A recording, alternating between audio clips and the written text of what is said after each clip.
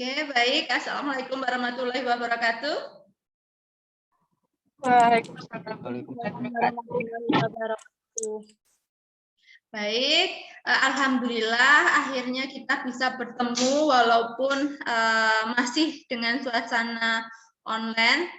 Untuk hari ini kemarin adik-adik sudah mencoba berdiskusi, kemudian hasilnya ternyata dikumpulkan satu-satu ya, semua mengumpulkan. Tadi saya lihat di sana. Karena memang diskusi kelompok sudah, harapannya untuk pertemuan hari ini adalah karena kita masih membahas hal yang sama, adik-adik bisa mempresentasikan hasil dari hasil dari yang adik-adik diskusikan kemarin untuk dipresentasikan di pertemuan kita hari ini. Oke, baik. Ada yang mau presentasi?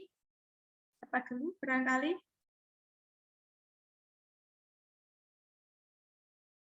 Nah, saya lihat. Oke, di sini hampir semua mengumpulkan. Sebenarnya kemarin boleh perwakilan kelompoknya, tapi sepertinya dikumpulkan semua.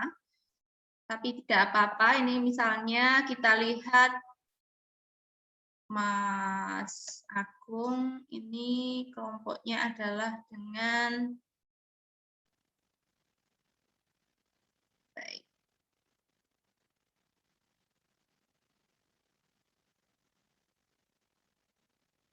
Oke.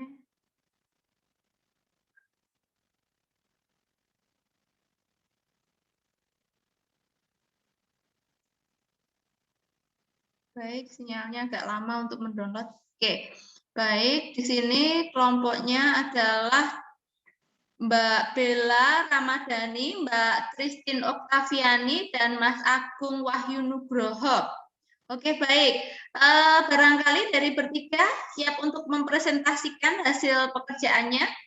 Mau presentasi dari tempatnya boleh, atau saya bukakan di sini juga boleh. Dari tempatnya saja kali ya. Atau pakai HP di situ.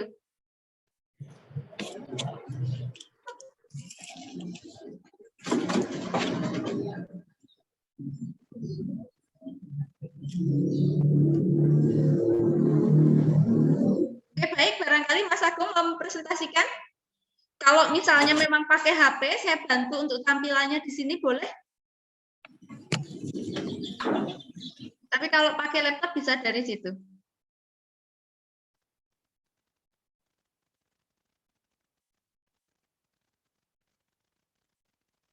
Kelompok saya dulu, Bu?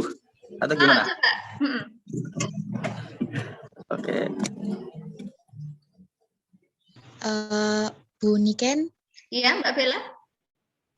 Mohon maaf, Bu, kalau kelompok saya nanti di akhir bagaimana, Bu? Soalnya saya nggak bisa on cam dulu, saya baru nganter adik saya vaksin, Bu. Oh, oke, baik. Atau mungkin Mas Agung mau membantu untuk presentasinya? Atau siapa yang mau presentasi dulu barangkali?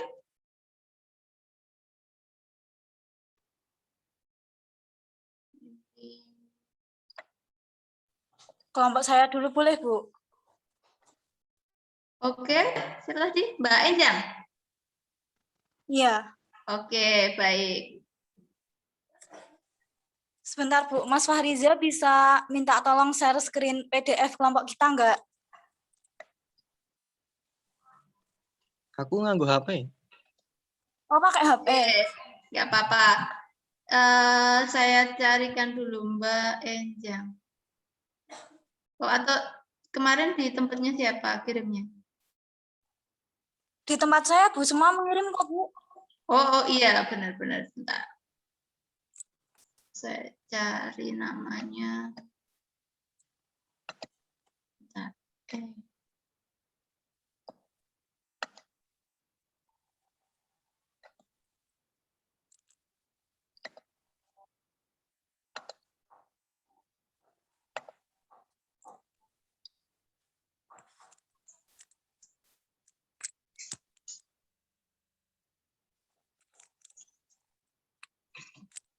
Oke, baik. Ini masih loading.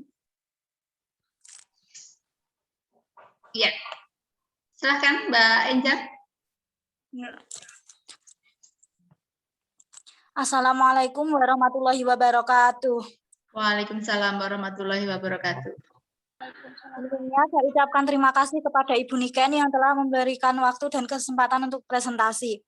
Baik, kelompok kami beranggotakan saya sendiri, Enjang Mahanani, NPM 033, Mbak Siska Lusiani, NPM 036, dan Mas Fahriza Ahmad Fauzi, NPM 038. Next, Bu, minta tolong. Ya, oke. Di sini? Ya. Yang pertama ada pengertian kurikulum. Kami mengambil pengertian menjadi dua, yaitu pengertian secara etimologis dan secara umum. Yang kedua adalah pengertian menurut para ahli. Yang pertama saya akan membacakan pengertian secara etimologis dan secara umum. Secara etimologis, kurikulum berasal dari bahasa Yunani, yaitu kurir, yang artinya pelari, dan kurare yang artinya tempat berpacu. Jadi, istilah kurikulum berasal dari dunia olahraga pada zaman Romawi kuno di Yunani yang mengandung pengertian suatu jarak yang harus ditempuh oleh pelari dari garis start sampai garis finish. Jika dikaitkan dengan dunia pendidikan, secara umum kurikulum adalah kumpulan rencana, tujuan materi pembelajaran, dan cara mengajar yang digunakan oleh pengajar guna terciptanya tujuan akhir pembelajaran.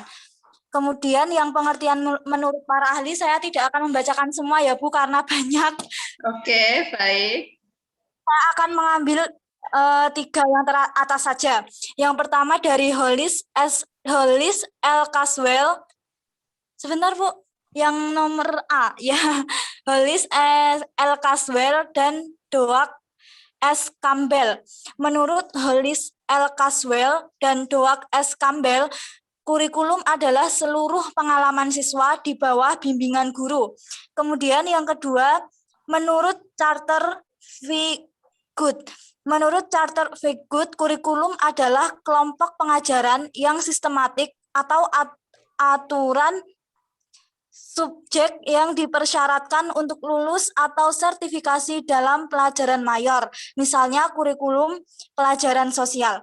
Kemudian yang ketiga, menurut J. Galen Saylor, William M. Alexander, dan Arthur J. Lewis. Menurutnya, kurikulum adalah perencanaan untuk memperbaiki seperangkat pembelajaran untuk seseorang agar menjadi terdidik. Next, Bu, minta tolong. Oke, di sini? Yang poin B aja, Bu, langsung ke poin B, ya. Ini yang perkembangan kurikulum saya bacakan ini aja ya, Bu. Dari tahun ke tahunnya aja ya, Bu, karena isinya banyak. Nggak apa-apa, ini kan aja nggak apa-apa, bisa diceritakan di situ. Oh ya, bisa diceritakan ya. Baik, Bu. Kemudian yang kedua ialah perkembangan kurikulum di Indonesia atau sejarah kurikulum di Indonesia. Yang pertama, kurikulum 1947 atau disebut dengan Rencana Pelajaran 1947. Kurikulum pertama yang lahir pada masa kemerdekaan memakai istilah dalam bahasa Belanda, Leerplan, artinya rencana pelajaran. Istilah ini lebih populer dibanding istilah kurikulum dalam bahasa Inggris. Perubahan arah pendidikan lebih bersifat politis dan orientasi pendidikan Belanda ke kepentingan nasional, sedangkan asas pendidikan ditetapkan Pancasila. Kurikulum yang berjalan saat itu dikenal dengan sebutan Rencana Pelajaran 1947 yang baru dilaksanakan pada tahun 1950. Sejumlah kalangan menyebut sejarah perkembangan kurikulum diawali dari kurikulum 1950. Bentuknya memuat 2 hal pokok. Yang pertama adalah daftar mata pelajaran dan jam pengajarannya. Kemudian yang kedua adalah garis-garis besar pengajarannya. Pada saat itu, kurikulum pendidikan di Indonesia masih dipengaruhi sistem pendidikan kolonial Belanda dan Jepang, sehingga hanya meneruskan yang pernah digunakan sebelumnya. Rencana Pelajaran 1947 boleh dikatakan sebagai pengganti sistem pendidikan kolonial Belanda. Karena suasana kehidupan berbangsa saat itu masih dalam semangat juang merebut kemerdekaan, maka pendidikan sebagai development konformis, lebih menekankan pada pembentukan karakter manusia Indonesia yang merdeka dan berdaulat dan sejajar dengan bangsa lain di muka bumi ini. Orientasi rencana pelajaran 1947 tidak menekankan pada pendidikan pikiran. Yang diutamakan adalah pendidikan watak, kesadaran bernegara dan bermasyarakat. Mohon maaf Bu, di ya. Materi pelajaran dihubungkan dengan kejadian sehari-hari, perhatian terhadap kesenian dan pendidikan jasmani. Bagaimana, Bu? Enggak, lanjut. Silakan. Ya, baik. Baik, yang kedua adalah kurikulum 1952 atau disebut dengan Rencana Pelajaran Terurai 1952. Setelah Rencana Pelajaran 1947, pada tahun 1952, kurikulum di Indonesia mengalami penyempurnaan. Kurikulum ini lebih merinci setiap mata pelajaran yang kemudian diberi nama Rencana Pelajaran Terurai 1952. Kurikulum ini sudah mengarah pada suatu sistem pendidikan nasional. Yang paling menonjol dan sekaligus ciri dari kurikulum 1952 ini bahwa setiap rencana pelajaran harus memperhatikan isi pelajaran yang dihubungkan dengan kehidupan sehari-hari. Silabus mata pelajarannya menunjukkan secara jelas bahwa seorang guru mengajar satu mata pelajaran. Kemudian yang ketiga, kurikulum 1964 atau Rencana Pendidikan 1964. Usai tahun 1952, menjelang tahun 1964, pemerintah kembali menyempurnakan sistem kurikulum di Indonesia. Kali ini diberi nama Rencana Pendidikan 1964. Pokok-pokok pikiran kurikulum 1964 yang menjadi ciri dari kurikulum ini adalah bahwa pemerintah mempunyai keinginan agar rakyat mendapat pengetahuan akademik untuk pembekalan pada jenjang SD, sehingga pembelajaran dipusatkan pada program Pancawardhana, yaitu pengembangan moral, kecerdasan emosional, artistik, keprigelan, dan jasmani. Ada yang menyebut Pancawardhana berfokus pada pengembangan daya cipta, rasa, karsa, karya, dan moral. Mata pelajaran diklasifikasikan dalam 5 kelompok bidang studi, yaitu moral, kecerdasan emosional atau artistik, keprigelan atau keterampilan, dan jasmaniah. Pendidikan dasar lebih menekankan pada pengetahuan dan kegiatan fungsional praktis. Kemudian yang keempat adalah kurikulum 1968. Kelahiran kurikulum. Gimana, Bu? Ya, lanjut. Kelahiran kurikulum 1968 bersifat politis, mengganti Rencana Pendidikan 1964 yang dicitrakan sebagai produk Orde Lama. Dari segi tujuan pendidikan, kurikulum 1968 bertujuan bahwa pendidikan ditekankan pada upaya untuk membentuk manusia Pancasila sejati, kuat, dan sehat jasmani, mempertinggi kecerdasan dan keterampilan jasmani, moral, budi pekerti, dan keyakinan beragama. Dalam kurikulum ini, tampak dilakukannya perubahan struktur kurikulum pendidikan dari Pancawardhana menjadi pembinaan jiwa Pancasila, pengetahuan dasar, dan kecakapan khusus.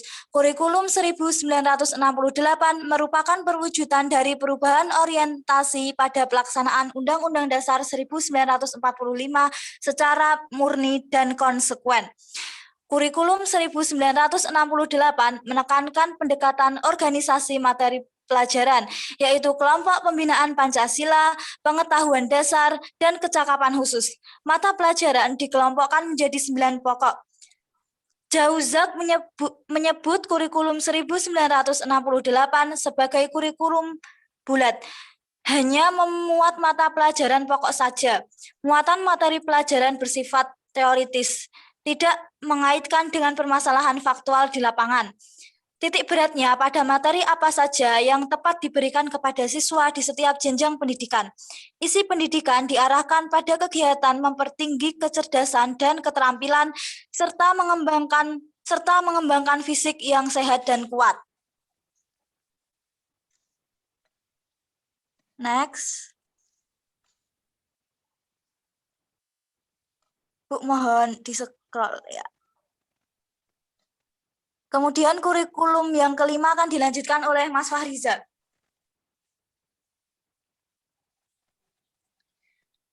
Yang kelima, kurikulum 1975. Kurikulum 1975 menekankan pada tujuan agar pendidikan lebih efektif dan efisien.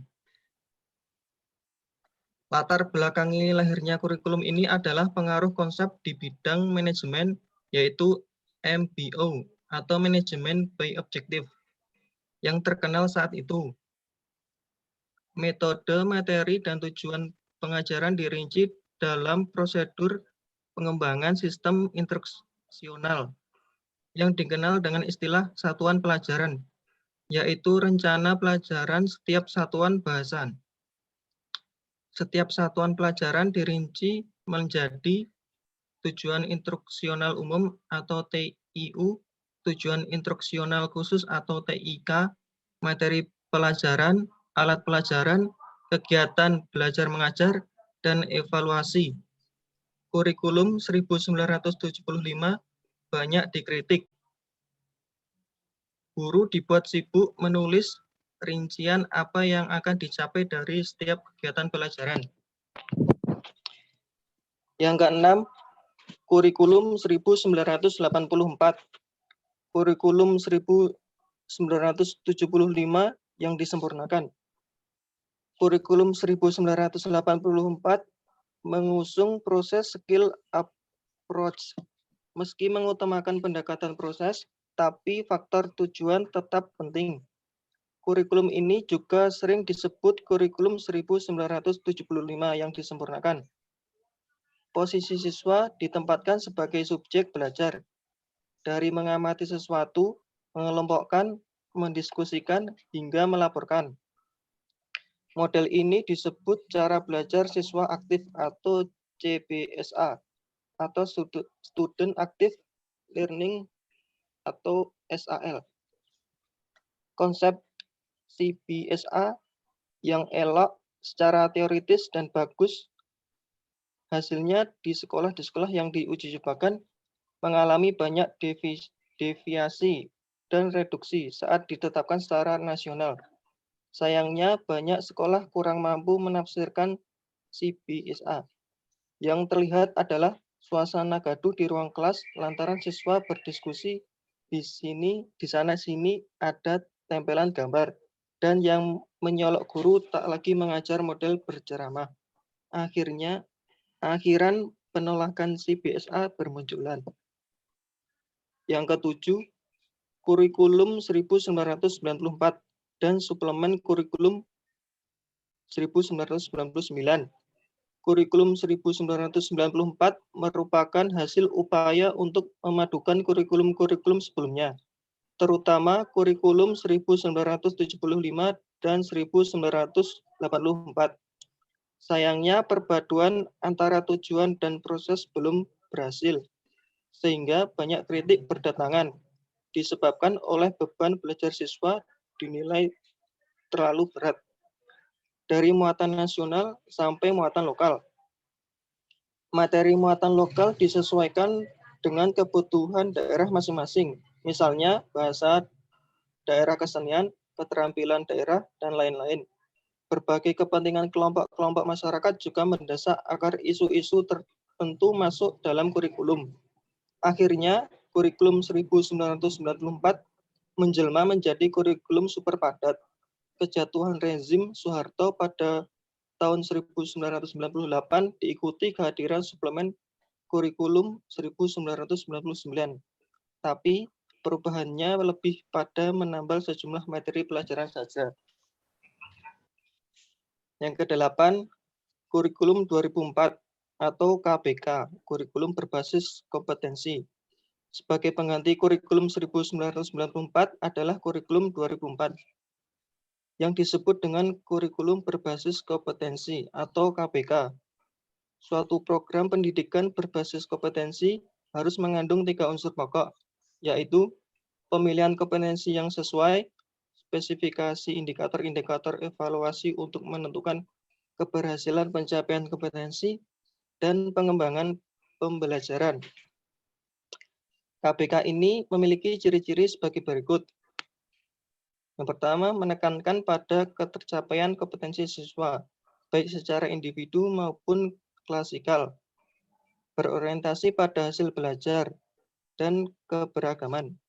Kegiatan pembelajaran menggunakan pendekatan dan metode yang bervariasi.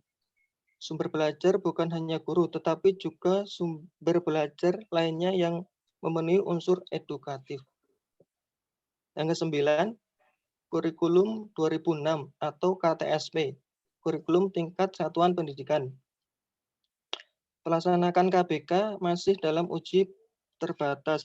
Namun pada awal tahun 2006, uji terbatas tersebut dihentikan. Dan selanjutnya dengan terbitnya Permen nomor 24 tahun 2006 yang mengatur pelaksanaan Permen nomor 22 tahun 2006 tentang standar isi kurikulum dan Permen nomor 23 tahun 2006 tentang standar kelulusan. Lahirlah kurikulum 2006 yang pada dasarnya sama dengan kurikulum 2004. Perbedaan yang menonjol terletak pada kewenangan dalam penyusunannya, yaitu mengacu pada jiwa dari desentralisasi sistem pendidikan. Pada kurikulum 2006, pemerintah pusat menetapkan standar kompetensi dan kompetensi dasar. Sedangkan sekolah dalam ini guru dituntut untuk mampu mengembangkan dalam bentuk silabus dan penilaiannya sesuai dengan kondisi sekolah dan daerahnya. Hasil pengembangan dari semua mata pelajaran di himpunan menjadi sebuah perangkat yang dinamakan kurikulum tingkat satuan pendidikan atau KTSP. Penyusunan KTSP menjadi tanggung jawab sekolah di bawah binaan dan pemantauan Dinas Pendidikan Daerah dan Wilayah setempat. Yang terakhir, kurikulum 2013. Pemerintah melakukan pemetaan kurikulum berbasis kompetensi yang pernah diuji cobakan pada tahun 2004. Kompetensi dijadikan acuan dan pedoman bagi pelaksanaan pendidikan untuk mengembangkan berbagai ranah pendidikan, pengetahuan, keterampilan, dan sikap dalam seluruh jenjang dan jalur pendidikan, khususnya pada jalur pendidikan sekolah. Kurikulum 2013 berbasis kompetensi memfokuskan pada pemerolehan kompetensi-kompetensi tertentu oleh peserta didik. Oleh karena itu, kurikulum ini mencakup sejumlah kompetensi dan seperangkat tujuan pembelajaran yang dinyatakan sedemikian rupa, sehingga pencapaiannya dapat diamati dalam bentuk perilaku atau keterampilan peserta didik sebagai suatu kriteria keberhasilan. Kegiatan pembelajaran perlu diarahkan untuk membantu peserta didik menguasai sekurang-kurangnya tingkat kompetensi minimal agar mereka dapat mencapai tujuan-tujuan yang telah ditetapkan sesuai dengan konsep belajar tuntas dan pengembangan bakat. Setiap peserta didik harus diberi kesempatan untuk mencapai tujuan sesuai dengan kemampuan dan kecepatan belajar masing-masing. Tema utama kurikulum 2013 adalah menghasilkan insan Indonesia yang produktif, kreatif, inovatif, afektif melalui pengembangan sikap, keterampilan, dan pengetahuan yang terintegrasi.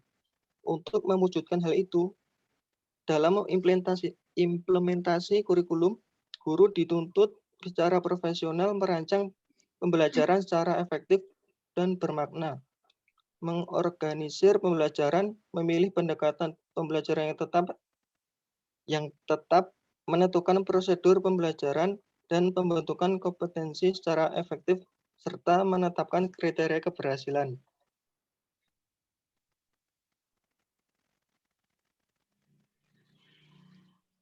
Yang selanjutnya akan dilanjutkan oleh Mbak Siska.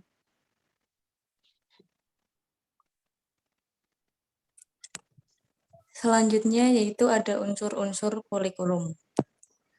Unsur-unsur kurikulum yang pertama yaitu ada tujuan, di mana kurikulum merupakan suatu program yang dimaksudkan untuk mencapai sejumlah tujuan pendidikan.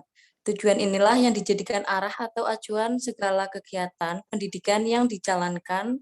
Berhasil atau tidaknya program pengajaran di sekolah dapat diukur dari seberapa jauh dan banyak pencapaian tujuan-tujuan tersebut. Yang kedua ada isi. Isi dari kurikulum adalah sesuatu yang diberikan kepada anak dalam kegiatan belajar mengajar dalam rangka mencapai tujuan.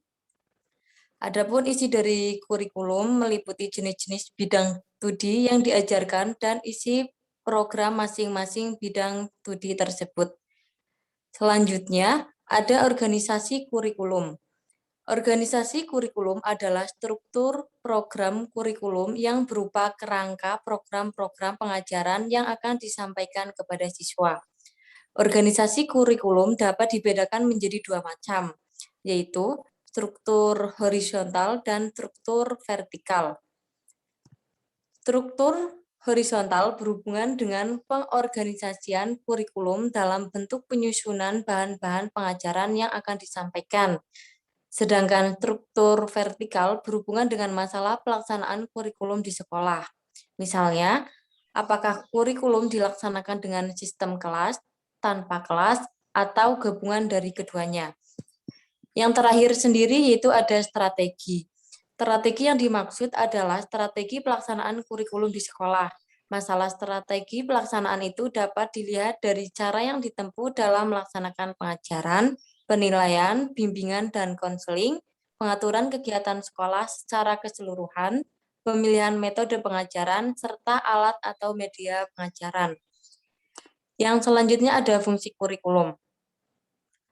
Pada umumnya, fungsi dari kurikulum adalah sebagai pedoman atau acuan guru dalam memberikan pendidikan pada siswa dan murid.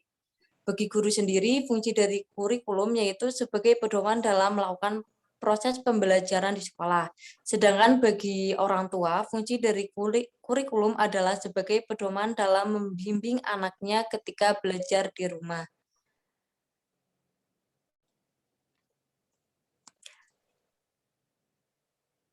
Sedangkan untuk pelajar, fungsi dari kurikulum adalah sebagai pedoman di dalam belajar, terutama di lingkungan sekolah.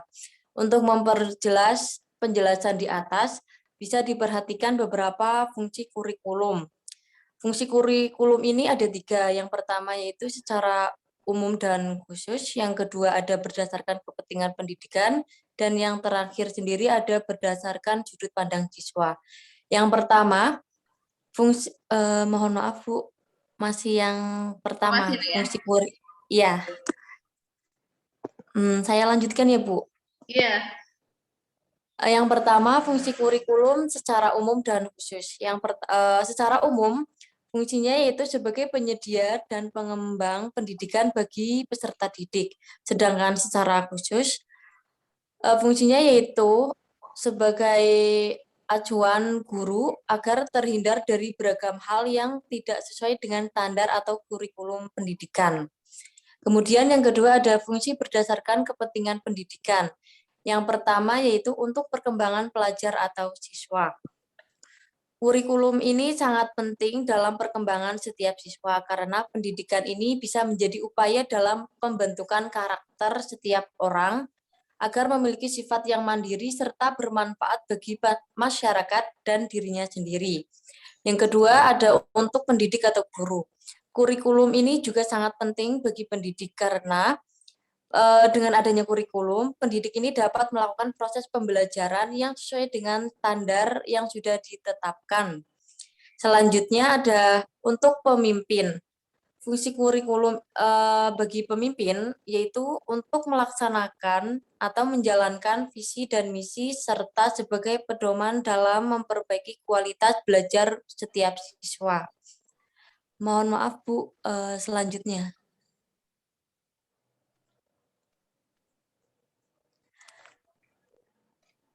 Selanjutnya ada untuk orang tua siswa.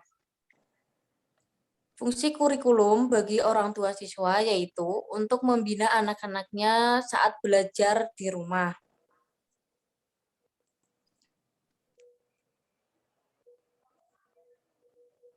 Selanjutnya, untuk masyarakat, peran kurikulum dalam kehidupan masyarakat adalah untuk memberi bantuan dalam melancarkan pelaksanaan program pendidikan yang membutuhkan kerjasama di dalam masyarakat. Atau masyarakat dapat memberikan kritik dan saran yang membangun dan menyempurnakan program pendidikan di sekolah. Untuk sekolah tingkat atas, kurikulum ini juga sangat berperan penting dalam pendidikan tingkat atas, terutama dalam memelihara keseimbangan pendidikan. Contohnya, saat sebagian kurikulum sekolah tersebut telah diajarkan di tingkat bawah, maka sekolah bisa meninjau kembali apakah perlu atau tidaknya kurikulum tersebut diajarkan kembali pada setiap siswanya. Selanjutnya, untuk pemakai lulusan instansi atau perusahaan. Instansi atau perusahaan bisa memberikan bantuan pada pendidikan yang sesuai dengan standarnya. Contohnya, mengadakan kerjasama. Bantuan yang diberikan juga berguna untuk melancarkan pelaksanaan program pendidikan yang sesuai dengan kebutuhan masyarakat. Selanjutnya yaitu ada fungsi kurikulum berdasarkan sudut pandang siswa. Yang pertama, sebagai fungsi penyesuaian. Kurikulum menjadi sebuah upaya dalam memberikan pendidikan kepada setiap siswa dan bisa membantu siswa dalam menyesuaikan diri pada setiap perubahan di lingkungannya.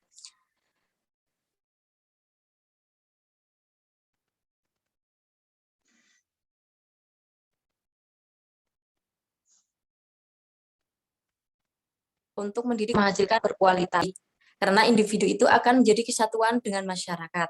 Selanjutnya yaitu ada fungsi diferensiasi. Pada hal ini, kurikulum berguna pada beberapa perbedaan yang ada di dalam diri siswa. Selanjutnya, fungsi persiapan. Maksudnya yaitu untuk menyiapkan setiap siswa bila siswa tersebut akan melanjutkan pendidikan ke jenjang yang lebih tinggi lagi. Atau menyiapkan siswa agar siap terjun ke dunia kerja. Ya, yang kelima, fungsi pemilihan. Fungsi kurikulum adalah agar para siswa bisa memilih program keahlian yang sesuai dengan yang diminatinya. Tujuannya yaitu agar siswa bisa mengembangkan keahlian yang dimilikinya. Yang terakhir ada fungsi diagnostik. Maksudnya yaitu peran kurikulum dalam memberikan pemahaman kepada setiap siswa pada potensi yang dimilikinya dan kekurangan yang ada di dalam dirinya. Diharapkan setiap siswa dapat mengembangkan potensi yang dimiliki dengan maksimal dan bisa memperbaiki kelemahan yang dimilikinya. Yang kelima ada tujuan kurikulum. Adapun tujuan dibuatnya kurikulum yaitu untuk menjadikan alat pendidikan untuk menghasilkan siswa yang berintegrasi. Kurikulum juga membuat siswa mengerti sistem pendidikan yang diterapkan sehingga siswa dapat memutuskan pendidikan yang ia inginkan di jenjang selanjutnya. Yang keenam ada manfaat kurikulum. Yang pertama, manfaat kurikulum bagi guru. Manfaat kurikulum bagi guru yaitu digunakan sebagai pedoman untuk merancang melaksanakan dan mengevaluasi hasil kegiatan pembelajaran. Yang kedua, untuk membantu memberikan pemahaman kepada tenaga pengajar dalam menjalankan tugas dan tanggung jawabnya. Yang ketiga, untuk mendorong tenaga pengajar agar lebih kreatif dalam proses belajar mengajar. Dan yang terakhir sendiri, untuk membantu menunjang pengajaran agar lebih baik. Yang kedua, manfaat kurikulum bagi sekolah. Yang pertama yaitu untuk menyukseskan penyelenggaraan pendidikan KTSP atau kurikulum tingkat satuan pendidikan. Yang kedua, untuk membuka peluang bagi pihak sekolah untuk mengembangkan kurikulum sesuai dengan kebutuhan. Dan yang terakhir sendiri, digunakan sebagai alat dalam upaya pencapaian tujuan program pendidikan. Yang terakhir yaitu manfaat kurikulum bagi masyarakat. Yang pertama, dijadikan pedoman atau standar bagi orang tua dalam membimbing proses belajar anaknya. Dan yang kedua, memungkinkan masyarakat untuk ikut berpartisipasi dalam mengembangkan dan menyempurnakan program pendidikan. yaitu melalui kritik dan saran membangun. Untuk selanjutnya akan dijelaskan oleh Mbak Enjang.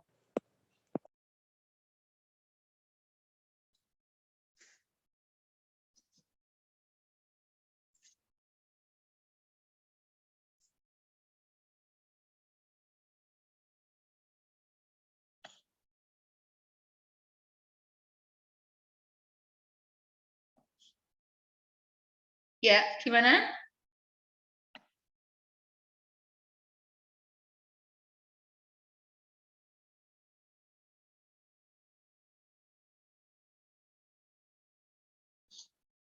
Atau dilanjutkan kelompok lain barangkali?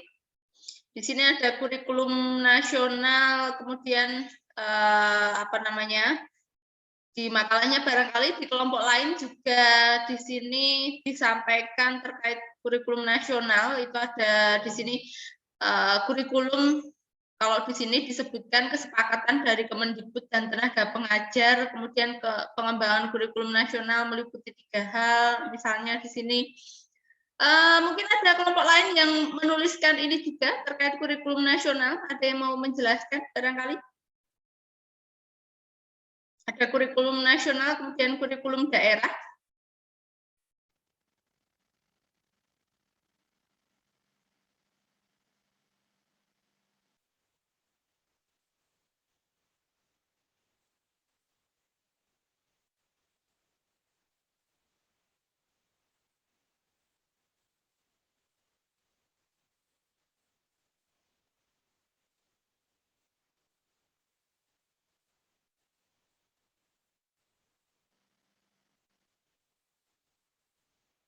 Oke, kalau dari makalahnya sepertinya lengkap sekali ya.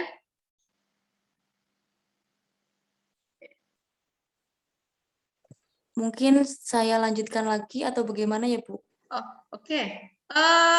Sebenarnya apa yang disampaikan tadi sudah bisa kita gunakan untuk berdiskusi. Jadi memang tadi dari makalahnya saya rasa di kelompok lain juga sudah dijelaskan. Jadi mungkin kita tadi sambil untuk melihat sebenarnya diskusi dari adik-adik kemarin seperti apa. Tadi saya lihat untuk di kelompoknya Mbak Enjang dan kawan-kawan tadi cukup Mbak Enjang, Mas Wahrisa, dan Mbak Siska tadi cukup komprehensif, lengkap. Kemudian di sana tadi juga sudah dijelaskan bahwa bahkan sampai ke kurikulum darurat juga. Barangkali dari yang sudah adik-adik buat, kemarin ada kesimpulan yang perlu kita diskusikan, apa yang bisa kita petik. Jadi kita melihat kurikulum itu apa, kemudian dari sejarahnya seperti apa. Tadi ada sejarahnya kalau kita menilik dari yang sudah adik-adik kerjakan itu tadi sudah dijelaskan kurikulum dari waktu ke waktu, seperti itu. Kemudian apa yang bisa kita petik barangkali? Ada nggak hal-hal yang kalau kita lihat, oh ternyata dari perkembangan kurikulum itu masalahnya itu dari dulu itu kok sama ya ternyata misalnya.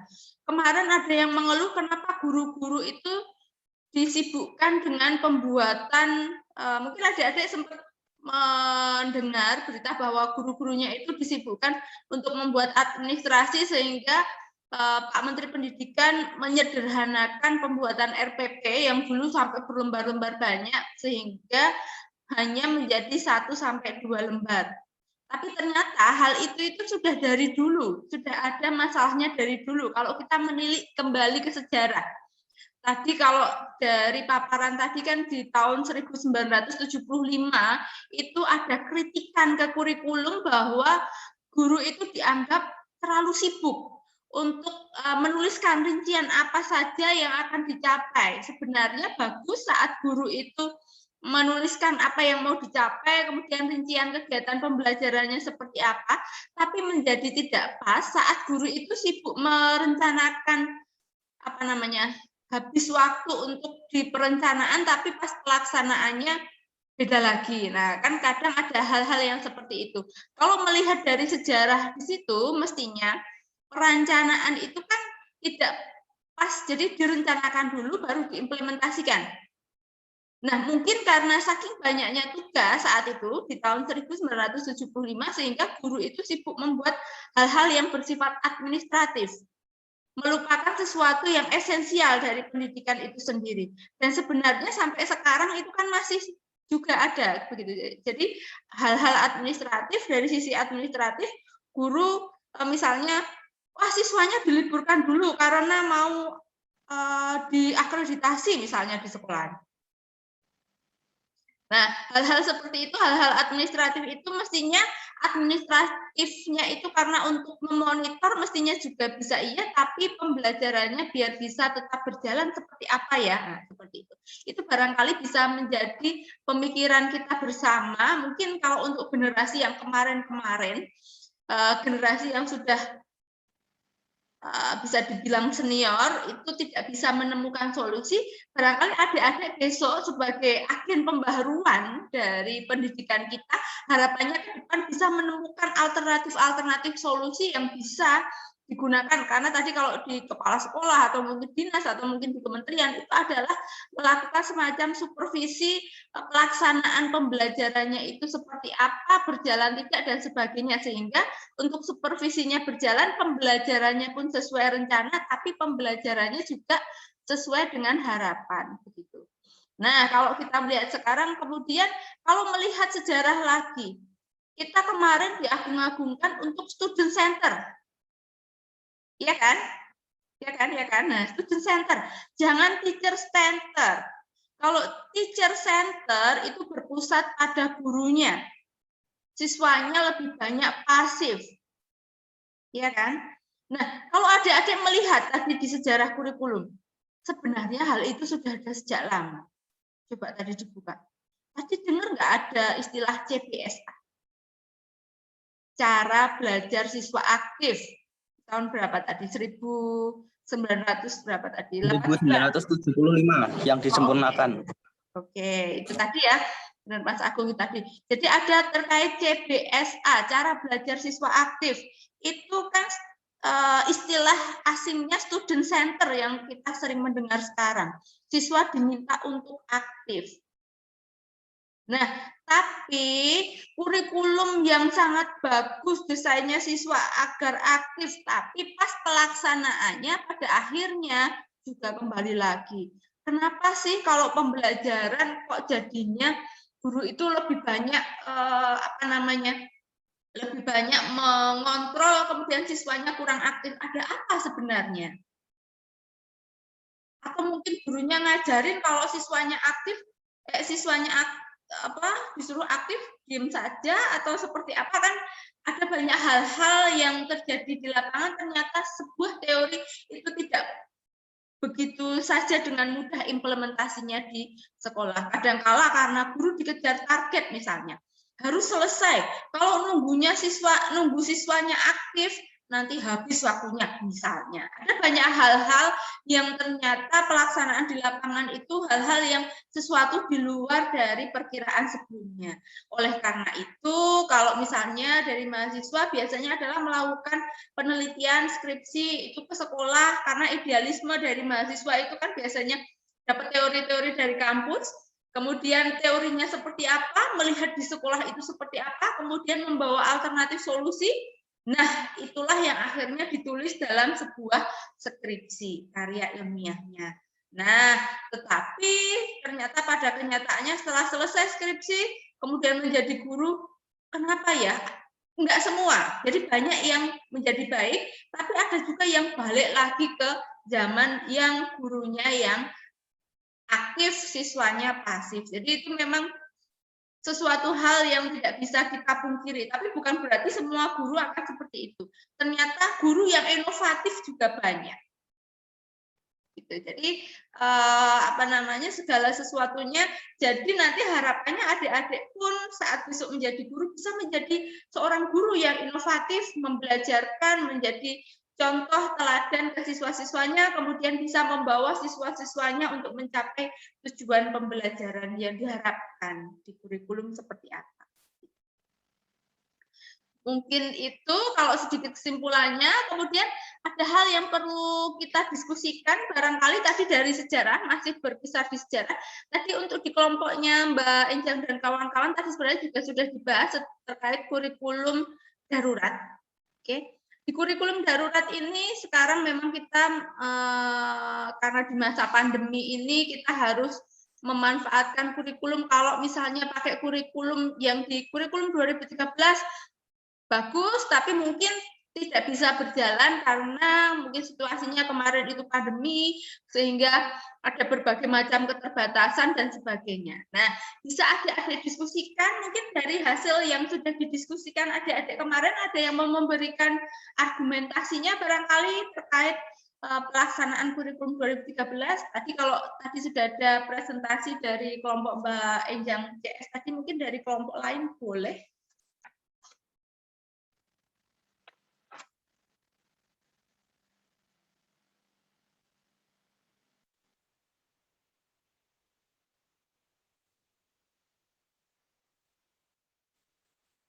Ya, ada barangkali Mas Agung mungkin?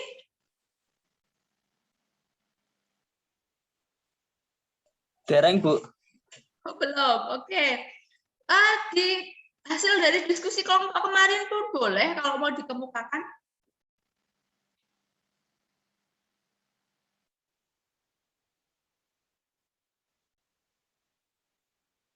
Mbak Bella mungkin? Oh, lagi di tempat imunisasi ya tadi. Oke. Siapa? Mbak Usfi? Usfi Laili?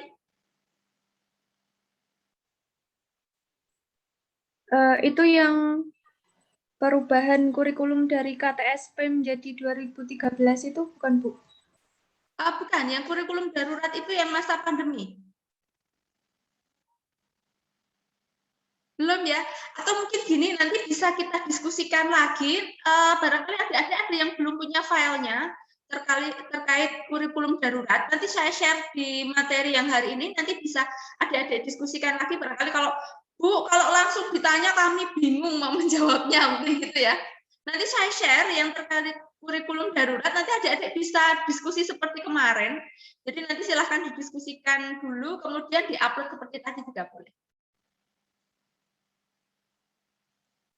Seperti itu, jadi diskusinya yang hari ini adalah terkait kurikulum darurat, itu apa penyebabnya sekarang dan apakah sudah tepat pemanfaatan kurikulum darurat di masa pandemi ini. Kemudian nanti mau dibahas, dikritisi silahkan terkait kurikulum darurat seperti apa dan sebagainya, nanti dipersilahkan, bahkan termasuk misalnya gini, terkait pelaksanaannya mungkin melihat contoh empiris yang ada di lingkungannya, misalnya di adiknya, tetangganya, atau mungkin yang di lesi atau siapa. Kemudian mungkin sekarang terkait yang separuh-separuh, nah itu bisa diberikan kritikan. Kemudian kalau kita mengkritisi, itu harapannya kita juga memberikan alternatif solusi. Jadi misalnya, kalau kita mengkritisi seseorang, itu kan harapannya bukan mengkritisi untuk menjatuhkan, tapi ada hal yang kita berikan sebagai alternatif solusi, misalnya bajumu bagus, bajumu jelek, ini enggak matching atas sama bawah, masa hitam sama misalnya merah sama kuning misalnya. Nah, alternatif solusinya kalau bajunya merah, kerudungnya bisa yang agak lebih soft, misalnya ke pink atau malah ke putih atau ke hitam misalnya. Kalau dengan kuning enggak pas misalnya, itu diberikan alternatif solusi misalnya. Jadi nanti kalau misalnya mengkritik, silakan berikan kritikan, kemudian berikan alternatif solusinya. Begitu. Ataukah sudah tepat tapi ada hal-hal yang pelaksanaannya kurang tepat, misalnya bisa diberikan juga. Begitu. Jadi apa yang akan didiskusikan hari ini bisa dipahami tentang apa? Bisa, Bu. Oke, Bisa, Bu. baik. Oke, alhamdulillah. Jadi nanti adik-adik bisa setelah ini dilanjutkan untuk berdiskusi kembali, tidak usah banyak-banyak, nggak apa-apa, 1 halaman saja cukup untuk mendiskusikan terkait kurikulum darurat. Nah, untuk file-filenya nanti akan saya upload di Google Classroom lagi. Oke, baik. Barangkali itu saja, sebenarnya pertemuannya masih sampai nanti, tapi bisa adik-adik gunakan untuk mencari referensi juga. Jadi nanti untuk diskusinya bisa di gunakan di space waktu yang setelah ini. Baik, Bu. Oke, baik, barangkali itu saja dulu untuk pertemuan kita hari ini. Bisa adik-adik lanjutkan untuk menyiapkan diskusi berikutnya. Untuk pertemuan sesi Zoom kita hari ini, saya cukupkan sekian dulu. Banyak salah dari saya, mohon maaf. Saya akhiri, wassalamualaikum warahmatullahi wabarakatuh. Waalaikumsalam warahmatullahi wabarakatuh. Terima kasih, Bu. Terima kasih, Bu. Baik.